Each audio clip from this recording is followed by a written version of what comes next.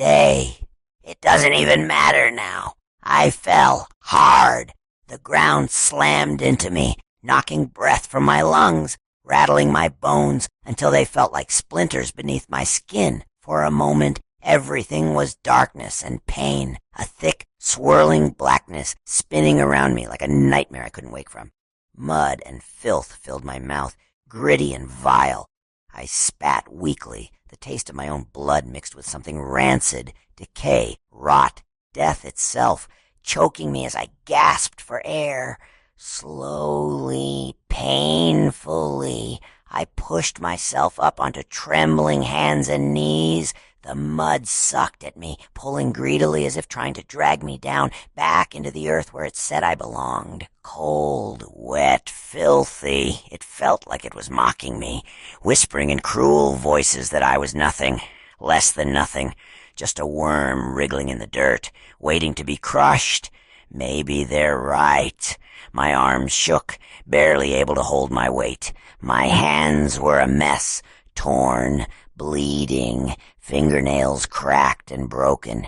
Each scratch, each bruise was another memory, another failure, another moment where I'd begged, screamed, clawed desperately, and still wasn't enough. My heart hammered in my chest, pounding so loudly it drowned out even the distant sounds of the spiders. But I could still feel them there, watching, waiting, laughing. The chittering echoes felt closer now, shadows moving at the edges of my vision, eyes glittering with cruel amusement in the dark. I wasn't prey to them. I was entertainment, pathetic, worthless entertainment, something for them to enjoy, until I finally mercifully broke. My head dropped low, heavy as a boulder.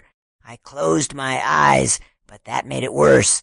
They were waiting there, Kretz, Yora, Tharl, faces frozen in twisted agony, mouths open in silent screams, eyes pleading, accusing, haunting me. And Harg, poor Harg, his skin blackened, burned from within, cooked alive before my very eyes. I could still hear the way he'd clawed at his throat, the way his screams had died into silence. My chest squeezed so tight I thought it might burst, memories clawing through me like shards of broken glass. Every heartbeat sent fresh waves of pain and shame through my trembling body. They were gone, all of them, torn apart, burned, shattered, and I was still here, alive, and little Jorpa, my precious Jorpa, his frightened eyes when I woke screaming, when I'd lashed out, scaring him, scaring her, my wife. Would they ever look at me without fear again? Or would they remember only the madness in my eyes? Why? Why was it always me? My vision blurred with hot tears, trickling down my cheeks and dripping silently into the filthy mud. When I opened my eyes again, I saw it, a dagger, abandoned, lying half submerged in the muck, rusted, bloody, familiar. It glinted faintly under the sickly glow of crystals, whispering softly, gently calling my name. Skrik, it whispered. Rest. My breath caught painfully, each gasp feeling like a jagged shard in my lungs. My hand moved, trembling violently as I reached toward the blade. My fingers hovered just above it, shaking, paralyzed by fear and longing. Tears streamed openly now, mingling freely with the grime and blood staining my skin. I heard my own voice, weak, broken, like it belonged to someone else. I'm sorry, I whispered to the shadows, to the dead, to myself. I'm sorry. I'm so sorry. My fingers touched the blade. It was cold, so very cold, colder even than the darkest night, colder than the deepest grave. I stared into the dark around me, heart pounding, fingers closing tightly around the dagger's hilt until my knuckles burned white. Every muscle shook violently. Exhaustion mingled with terror and despair clawing at my throat. My breathing became rapid, shallow, desperate. The spiders crept closer now, their chittering louder, eager. I felt their countless eyes crawling over my skin, savoring my torment. hungry for my end. I lifted the blade slowly, my breath hitching painfully, vision blurred by fresh tears that burned hotter than before. I pressed the dagger's edge against my skin, feeling its biting coldness, the faint sting of its sharpness barely piercing the surface. I can't, I whispered, voice broken, shaking violently. My eyes shut tight, tears spilling uncontrollably. Please, someone, anyone, I can't. The spiders hissed softly, so close now, their breaths foul, their hunger palpable. I held my breath, heart thundering in my ears, the dagger pressing deeper, shaking uncontrollably, and as their shadows stretched over me, all I felt was uncertainty. As their shadows stretched over me, all I felt was uncertainty, but uncertainty didn't last. It shattered, crumbled into pure dread as those tiny chitinous legs skittered closer, closer, the chittering whispers rising, clawing their way into my ears, into my mind. Cold steel pressed harder against my throat. My fingers trembled violently, and I felt the first trickle of warmth, slick and sticky, dripping down my skin.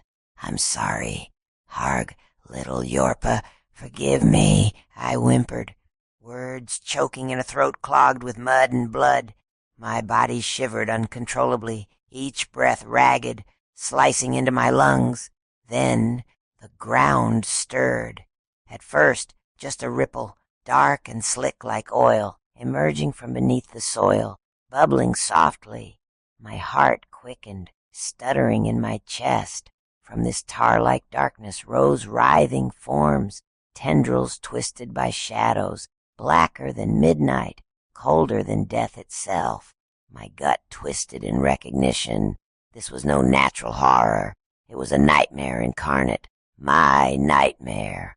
The spiders halted, their chittering subdued, as though even they sensed something more terrible.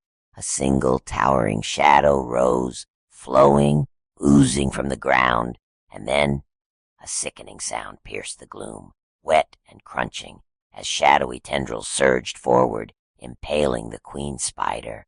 Its form twisted, convulsed violently, then stilled, only to begin moving again, eyes now swirling with an endless abyss. My blood ran colder still. I pressed the blade tighter, desperate. The queen spider spoke, voice a raspy, sinister whisper, each word dripping like venom. Poor, pitiful Skrik, lost, frightened, and abandoned, cast aside like refuse by your own people, your own family. Even the spiders see you as nothing more than prey. But it needn't end like this, little one. I stared in horror as the black goo reached my trembling feet, climbing slowly, numbing the pain as it seeped into my wounds, knitting torn flesh back together. The voice continued, soothing, almost gentle, as though comforting a frightened child. Wouldn't it be easier, Skrik, to turn your fear into power, to reclaim control? No more weakness, no more loss, only vengeance, only strength. The blade quivered in my grasp, edge still pressed into the tender flesh of my neck, blood still pooling down my chest. Think of your friend, Harg, burned alive, helpless, and little Jorpa, your son, looking at you with fear instead of love. You could spare them from pain, Skrik. You could become more than prey, more than fodder. Become the predator.